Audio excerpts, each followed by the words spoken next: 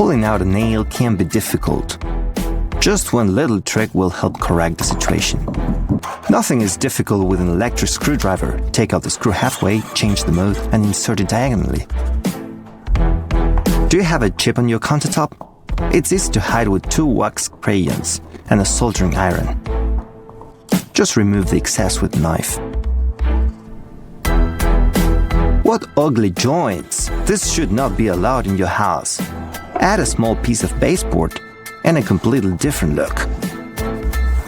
What should always be on hand for a real craftsman? Of course, a pencil. You can write down your brilliant thoughts with it.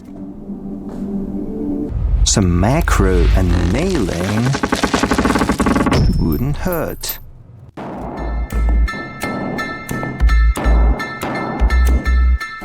Oh, those masks. Honestly, we're all very tired of them. Fortunately, you won't have to use masks for its intended purpose anymore.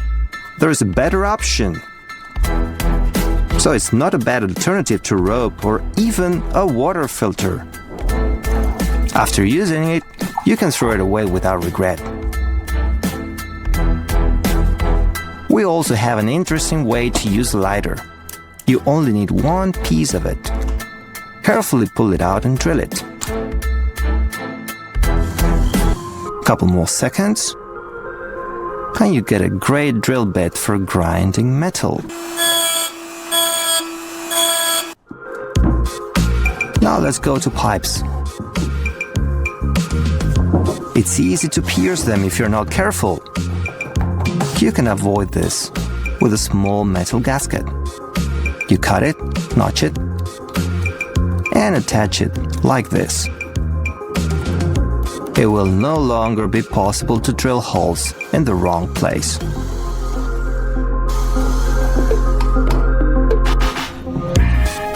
Let's try to lay flooring with the pipe displaced.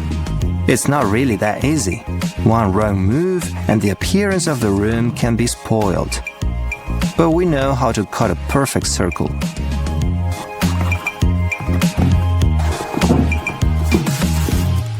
A construction stapler is a great thing. By the way, you can use it for not its intended purpose, but for example, as a drift punch for metal. You will have to do a little upgrade, but trust me, it's worth it. What can you make with a small piece of plywood and a furniture dowel? I know, that's not an easy question. At first glance, nothing useful, but that's a misconception. Just a little imagination and time allows you to create incredible things. For example, this educational game will appeal to any child. And all you need to do is a marking and small notches. Grind, take glue, and use it to fix a wooden dowel.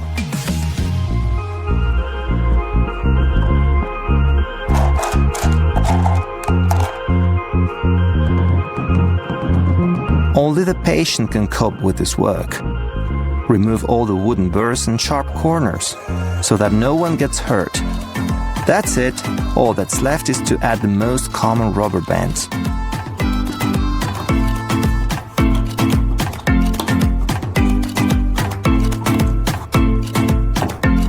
This will keep the baby occupied for a long time, and he definitely won't get in the way of our work. In the meantime, we will cut a beautiful wooden log. It can be used as a leg for a small table. Careful, no sudden moves. You can pay dearly for them. Look, it turns out beautifully. It really can be quite a nice interior decoration.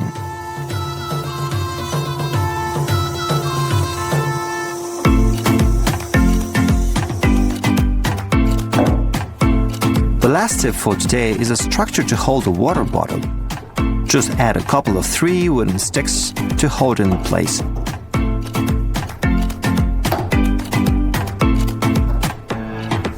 Check it out, that's impressive. Placing a lollipop stick into the center of some PVC pipe and then filling it with some hot glue. After letting it dry, we can cut off most of the lollipop stick and then drill in a couple of holes. Now we have a replacement. A screen window is a must, especially during the summer. Unfortunately, this screen isn't super easy to install. We can make a plastic tab like this one to help. Simply lift up the rubber spline using a flathead screwdriver and put our tab underneath and push everything down into the slot. Now we can install our screen from the inside.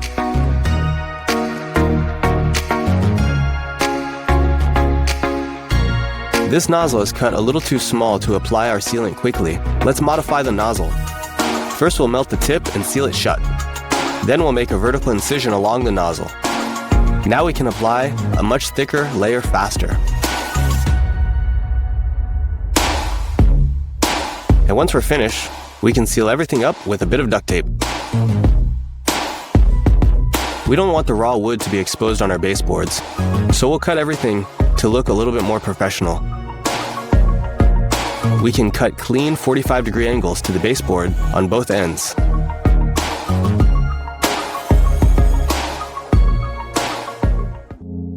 Now we can line up the ends to form a neat angle. Tape the two ends together, then flip it over and add a piece of double-sided tape. This will keep our end piece secure.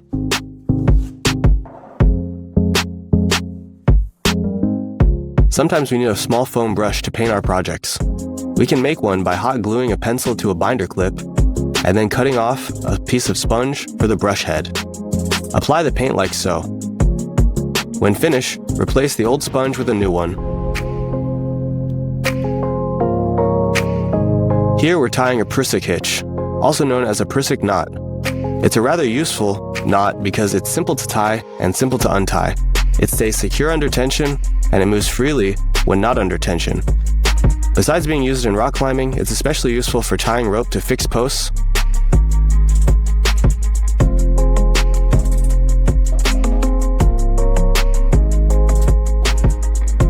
Now we're going to be joining these two beams together in a relatively simple way. We'll make some marks to match the width of the crossbeam and make another mark halfway deep. Next, we'll remove this section by making multiple cuts into the wood with a saw. Now we can break off the remaining clips. Then we can smooth out the bottom of our cut with either a miter saw like so, or simply by using a chisel. Now we'll use two screws to make our marks into both pieces of the wood to drill holes for dowels. We can use a pencil to make it easier to see the indents. Drill holes on the indents and install the dowels. Next, we'll add two more dowels into the corners, ensuring that the hole that we drill is angled. This is called a pocket hole. Fill the hole with glue and hammer in the dowels. Next, we'll saw off the ends of the dowels that are sticking out.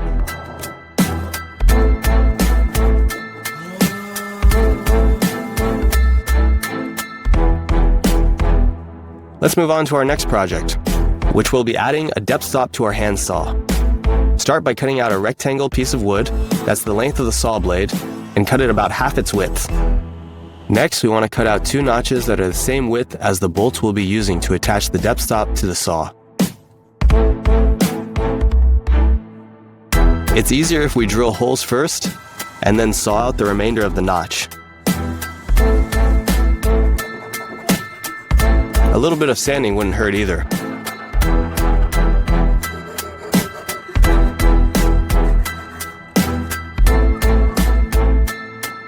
Place the wood onto the saw blade and then make two marks in each notch, the higher the better. Using a center punch, we can make sure our drill stays lined up. Drill the holes into the saw blade. Slide one bolt into each hole, then place our depth stop, and lastly add a washer and a wing nut to each bolt.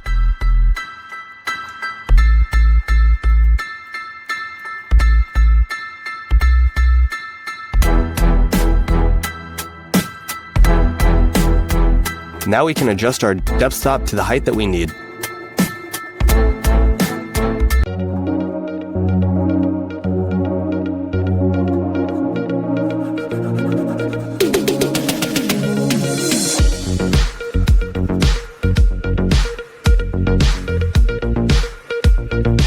It seems like this clothespin is unable to pick up this nut, but we can make a little adjustment to turn the clothespin into a handy pair of tweezers.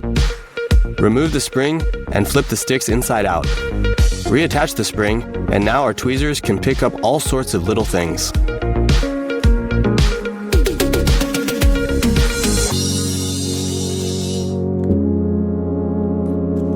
Here's a fun little party trick using matches and a syringe. First, take the syringe apart. Dispose of the needle properly.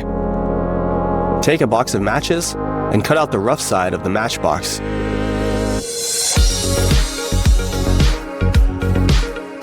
Roll the cutout around the tip of a match.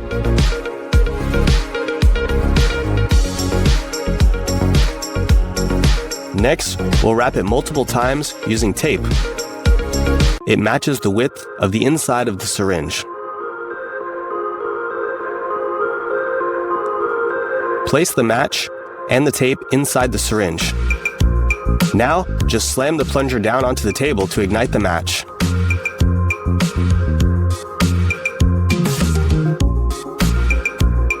Here we have a piece of ribbon that's cut. Instead of gluing it, we can tie it together using a simple overhand knot. Pass the second piece of ribbon around the knot like so.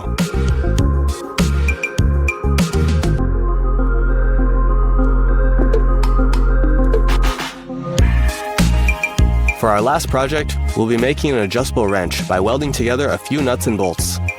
First, we'll secure a square tube in our vise and then weld a nut onto the end. We can grind down some of the rough edges using an angle grinder. Next, we'll put 2 nuts onto an extra long bolt, spaced about 2 inches apart. Secure one of the nuts near the end of the square tube with a clamp, and then weld both nuts onto the square tube. Now we need to make a fixed jaw, also known as the top of the clamp. To do that, we'll cut off a piece of scrap metal in the shape of an L.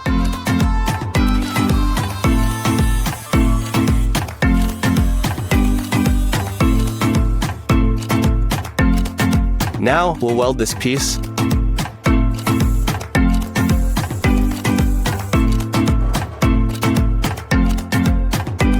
Again, we'll grind off some of the rough edges with an angle grinder.